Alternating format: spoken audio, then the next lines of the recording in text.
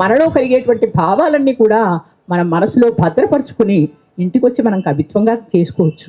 అట్లా ఎన్నో రకాల ఆవేశాలు, ఉద్వేగాలు, ఆలోచనలు ఇవన్నీ కలిపి చక్కటి పదాడంబరంతో, పద విన్యాసంతో, ఉపమానాలతో, ఉత్ప్రేక్షలతో ఇలాంటి కవిత్వాన్నంతటి కూడా రాయడం అనేటటువంటిది కవులకు ఉన్నటువంటి నేర్పు.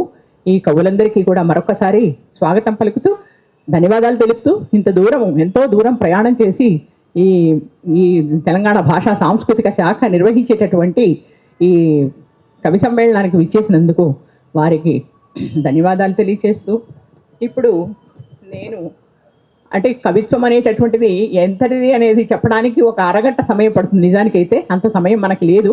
ముఖ్యంగా కవయిత్రులకు ఒక విన్నపం ఏంటి అంటే, ఒక్కొక్క కవయిత్రికి కేవలం 3 నిమిషాలు మాత్రమే మనం సమయం ఇస్తున్నామన్నమాట.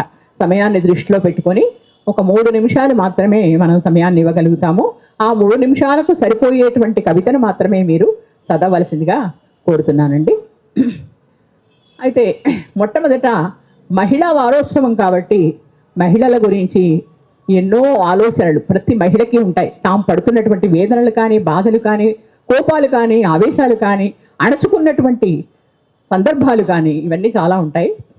నా కవిత ముందుగా వినిపిస్తున్నాను, ఏమనుకోకండి కవయిత్రులు. ముందర నా కవిత వినిపించిన తర్వాత మిమ్మల్ని ఆహ్వానిస్తాను. అవును, ఎవరి యుద్ధం వారే చెయ్యాలి. అవును, ఎవరి యుద్ధం వారే చేయాలి. ఆకాశంలో సగం నీవని కిరీటం పెట్టినా, ఆడవారి పేర్లు ముందున్నాయని గౌరవం చూపుతున్నామని సీతారాముల పేర్ల వంటి పేర్లు ఉట్టంకించిన, ఎత్ర నార్యస్తు పూజ్యంతే తత్ర రమంతి దేవతాః అని వేదోక్తులు వల్లవేసినా కూడా, మహిళా రిజర్వేషన్లంటూ ఊదరగొట్టినా, మహిళలు ప్రగతి సాధించారని అంతరిక్ష యానం చేస్తున్నారన్న కూడా కొంతవరకు నిజమే అయినప్పటికీ కూడా, మానవిగా గుర్తింపబడడానికి ఎవరి యుద్ధం వారే చేయాలి. మానవిగా గుర్తింపబడడానికి ఎవరి యుద్ధం వారే చేయాలి.